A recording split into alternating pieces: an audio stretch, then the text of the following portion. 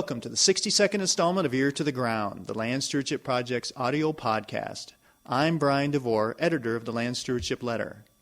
I first met Joel Salatin a decade ago and was struck immediately at how he could be entertaining, informative, hilarious, maddening, and controversial, all in the space of one sentence. But Salatin doesn't just talk about sustainable agriculture, he practices it every day. For decades, Joel Salatin's Polyface Farm in Virginia's Shenandoah Valley has served as a model for how to raise livestock in diverse pasture systems. Polyface integrates not only different species of animals in a system he calls stacking, it also integrates those animals into the natural environment. The result is a system that produces healthy food in an efficient manner that is good for the land, the consumer, and just as importantly, the farmer.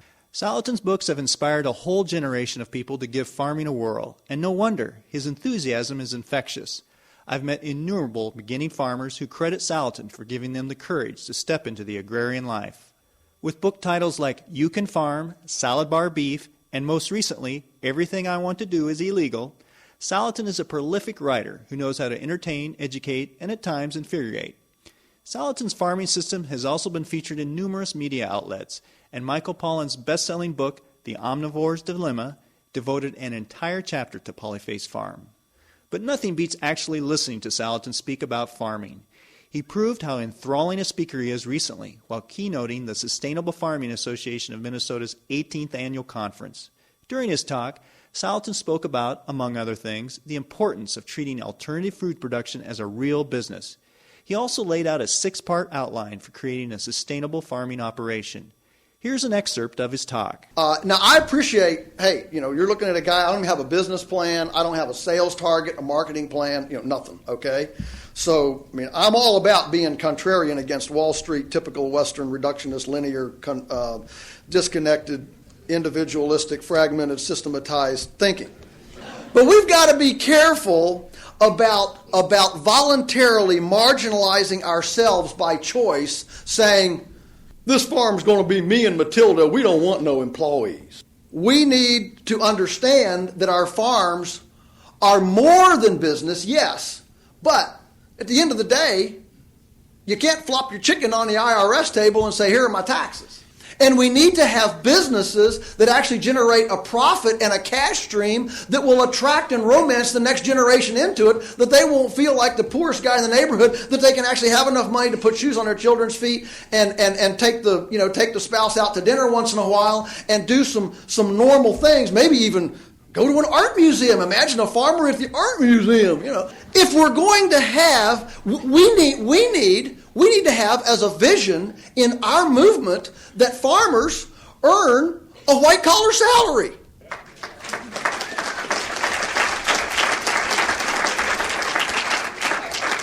We need to pay our bills. We need to make a profit. We need to appreciate the other players in the game. I'll talk about that more at the end. But we need to be efficient. And we need to not be scared to let this thing grow so that we enjoy some economies of scale.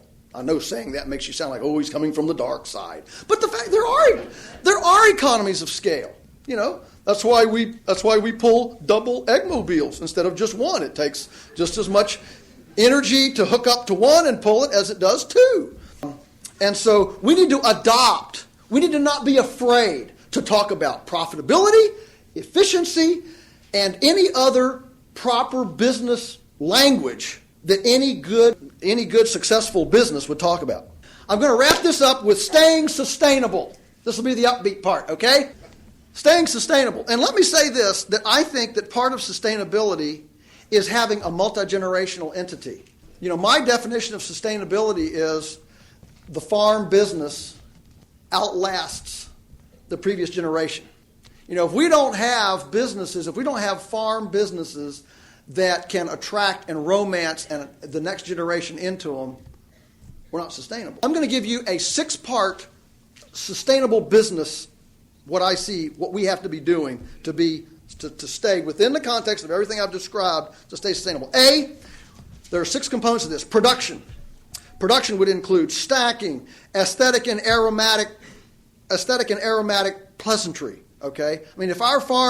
If every part of our farm is not a place where a kindergarten class can come and sit on a 5-gallon bucket for an hour and enjoy, we got problems. I mean, that's why the butcher and the baker and the candlestick maker got run out of the village, because the industrialization, they got so stinky, smelly, polluty, and anti-human, nobody wanted them around. And when you ostracize the butcher and the baker and the candlestick maker to outside the village, they start cutting corners, environmentally, economically, nutritionally. It's only when we re-embed the butcher, the baker, and the candlestick maker in the village so everybody sees what goes in the front door, what comes out the back door, that we actually have transparency, and with the transparency comes the ultimate accountability.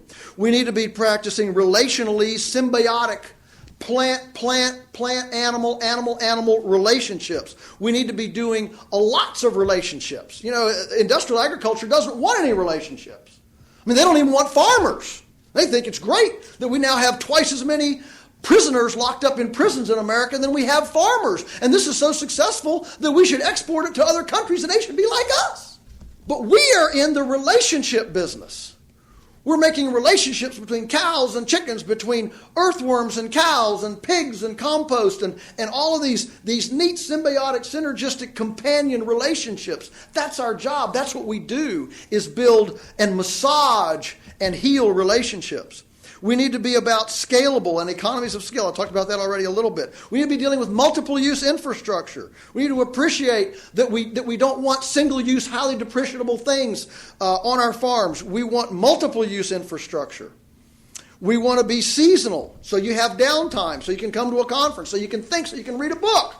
Seasonality. We need diversity to create an exciting life. So we're not doing the same thing every day a day. So there's no drudgery. The diversity creates this excitement. So those are some of the aspects of production.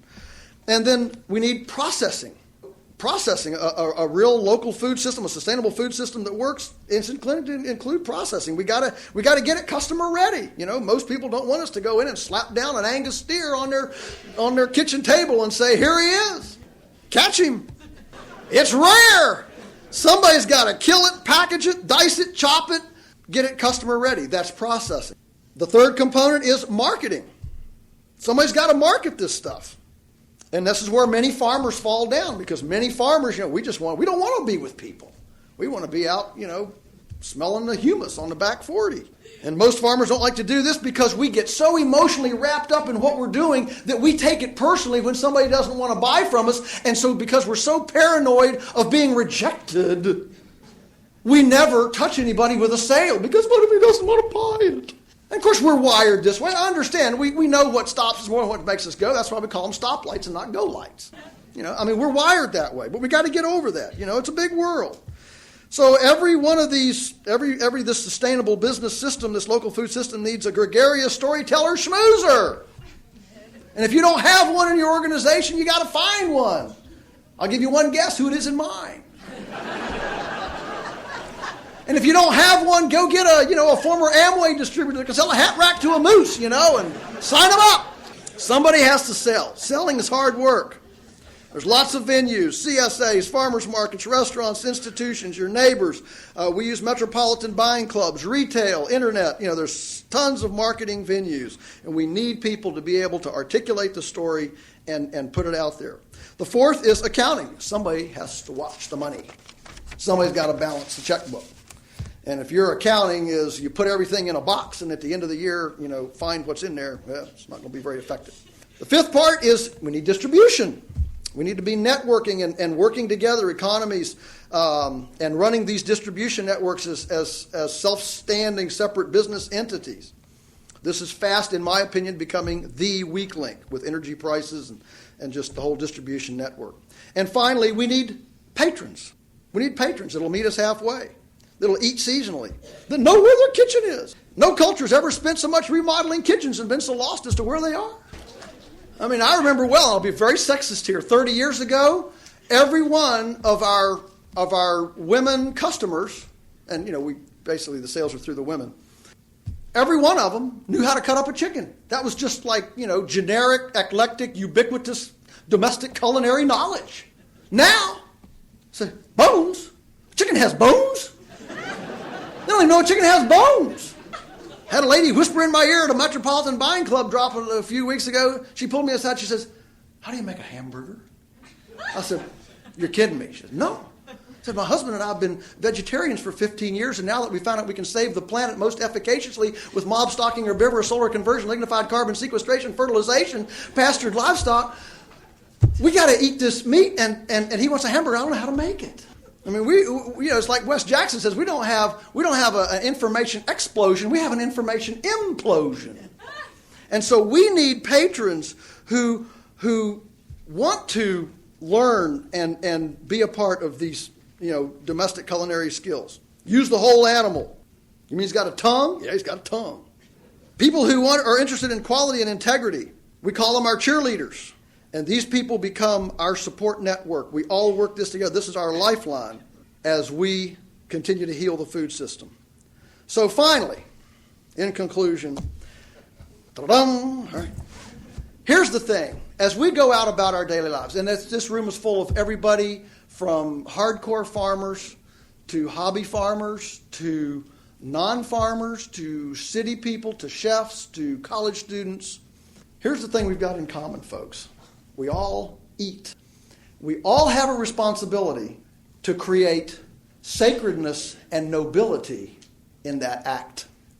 So whatever part we play, production, processing, distribution, accounting, marketing, patroning, whatever point we play, whatever niche we fill in that web and connected a web of food system, we bring to it our integrity as we honor the heritage and the wisdom. And in this room is the mindset, the paradigm, the worldview, the heart passion that is the antidote for the paranoia, the fear, the freaking, and the insecurity of our day. We have that antidote. We have that answer.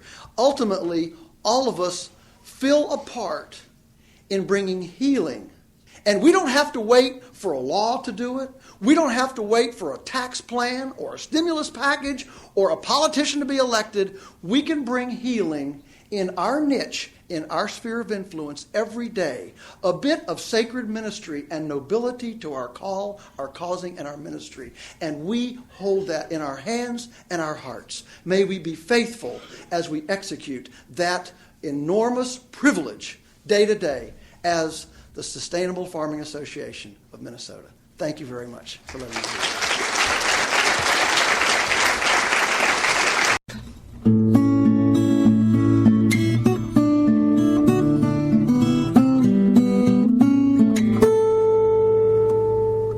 To learn more about Polyface Farms, see www.polyfacefarms.com. That's polyfacefarms.com. The Sustainable Farming Association of Minnesota's website is www.sfa-mn.org. That's sfa-mn.org. If you'd like to comment on the content of this podcast or have story ideas, contact me, Brian DeVore, at bdevore@landstewardshipproject.org, or you can call me at 612-722-6377. A special thank you goes out to Laura Borgendale, a Western Minnesota musician who provided Ear to the Ground's theme music. And a very special thank you to all of Land Stewardship Project's members who make initiatives such as this podcast possible. If you'd like to support the Land Stewardship Project, see www.landstewardshipproject.org for information on how you can become a member. Thanks for listening.